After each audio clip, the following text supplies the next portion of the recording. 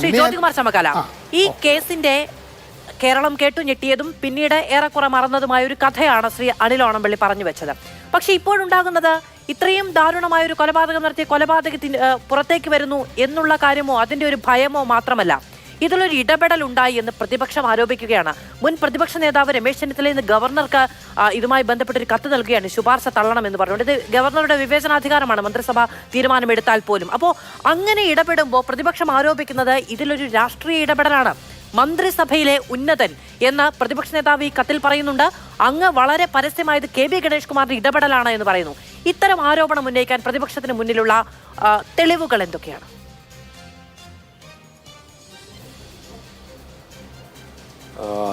മധു, ഈ വിഷയവുമായി ബന്ധപ്പെട്ട് നമുക്കറിയാം, ഇപ്പോൾ ശ്രീ അനിലാണെന്ന് ഞാൻ കരുതുന്നു, അദ്ദേഹം വളരെ കൃത്യമായി കാര്യങ്ങൾ പറഞ്ഞു. വളരെ വിവാദമായ ഒരു കൊലപാതകം, ഒരിക്കലും നമ്മൾ പ്രതീക്ഷിക്കാത്ത രീതിയിലുള്ള ഒരു കൊലപാതകം. ആ കൊലപാതകം നടന്നതിന് ശേഷം അവർ ഉൾപ്പെടെ മറ്റ് പ്രതികൾ അറസ്റ്റിലാകുന്നു. അവരെ പിന്നീട് ജീവപര്യന്തം തടവിന് ശിക്ഷിക്കുന്നു. ജീവപര്യന്തം തടവിൽ ശിക്ഷിക്കപ്പെടുമ്പോൾ പോലും ജയിലുകളിൽ പല ജയിലുകളിലേക്ക് അവരെ മാറ്റേണ്ടി വരുന്നു. ആ മാറ്റേണ്ടി വരുന്ന സാഹചര്യത്തെക്കുറിച്ച് നമുക്ക് കിട്ടുന്ന വിവരങ്ങൾ അനുസരിച്ചാണെങ്കിൽ, അല്ലെങ്കിൽ നിങ്ങൾ ഉൾപ്പെടെ റിപ്പോർട്ട് ചെയ്തിട്ടുള്ള വാർത്തകൾ അനുസരിച്ചാണെങ്കിൽ, ജയിലിലെ സഹതടവുകാരോടും അതുപോലെ തന്നെ ജയിൽ ഉദ്യോഗസ്ഥരോടും മോശമായി പെരുമാറുന്നു. അതിൻ്റെ പേരിൽ അവരെ പല ജയിലുകളിലേക്ക് മാറ്റി മാറ്റി താമസിപ്പിക്കേണ്ടി വരുന്നു. അങ്ങനെ ഉള്ള ഒരു വ്യക്തി, ഒരു കൊലയാളി, കുറ്റം തെളിഞ്ഞ് നമുക്കറിയാം, കീഴ്ക്കോടതിയിൽ നിന്ന് ഇത്തരത്തിൽ കോടതിയുടെ വിധിയുണ്ടായി. അതിനുശേഷം ഉപരിക്കോടതികളിലെല്ലാം പോയി അവരുടെ അപ്പീലെല്ലാം തള്ളിയതിന് ശേഷമാണ് അവരിപ്പോൾ കഴിഞ്ഞ 14 വർഷമായിട്ട് ജയിലിലുള്ളത്. അങ്ങനെയുള്ള ഒരാളെ സംബന്ധിച്ച് അവർക്ക് ഇത്തരത്തിൽ റെമിഷൻ കൊടുക്കുമ്പോൾ, അത് അവരെ ജയിലിൽ നിന്ന് വിട്ടയക്കുമ്പോൾ, ആ വിട്ടയക്കുന്നതിന് അടിസ്ഥാനപരമായി ചില നടപടിക്രമങ്ങൾ ഈ സംസ്ഥാനത്തുണ്ട്.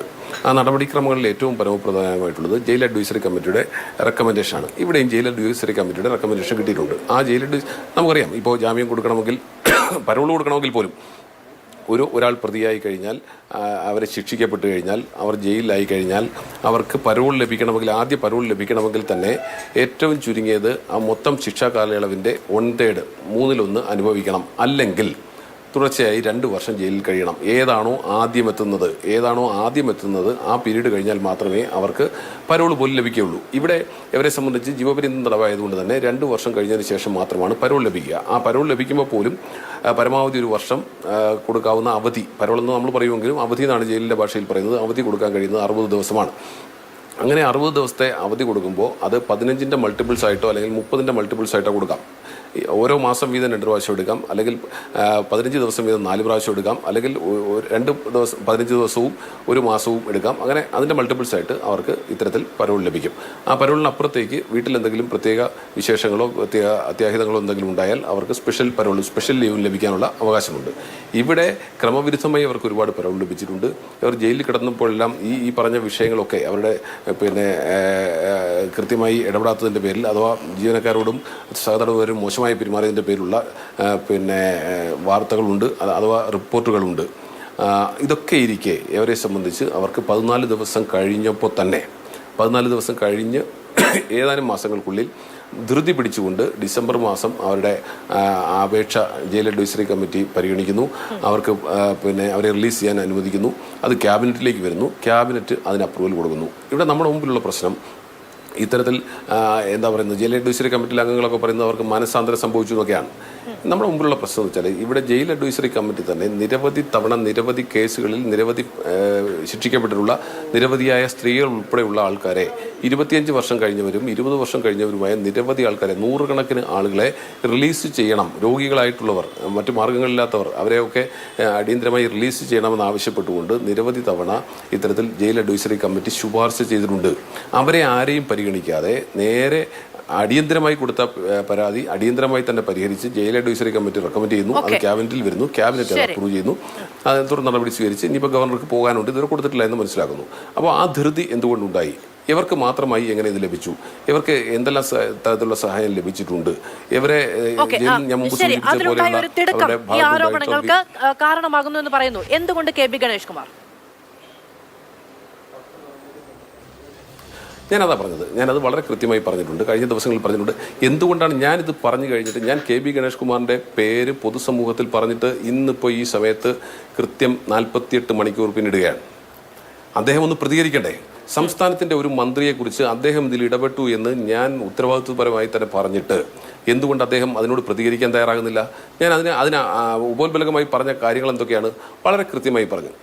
അദ്ദേഹത്തിൻ്റെ സന്തോഷ സഹചാരിയായ പ്രദീപ്, കോട്ടാത്തല പ്രദീപിനെ കുറിച്ച് ഞാനും അതും തന്നെ ഒത്തിരി ചർച്ചകൾ നടത്തിയിട്ടുണ്ട്.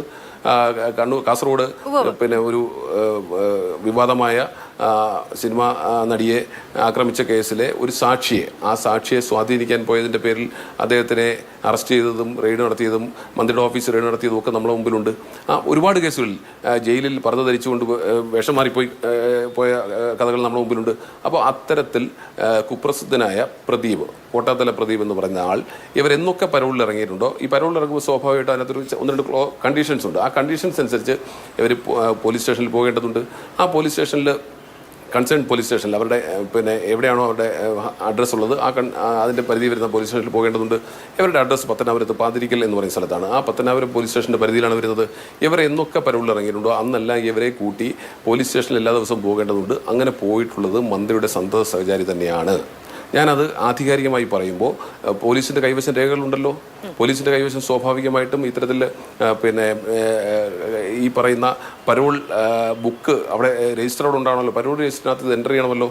അപ്പോൾ ആ ദിവസങ്ങളിലൊക്കെ വന്നിട്ടുള്ളത് ഈ പ്രദീപ് കൂടെ ഉണ്ടോ എന്നുള്ള കാര്യം പോലീസ് വ്യക്തമാക്കട്ടെ, മന്ത്രി വ്യക്തമാക്കട്ടെ, എന്തായിരുന്നു പ്രദീപിൻ്റെ ഇടപെടൽ എന്ന് വ്യക്തമാക്കട്ടെ.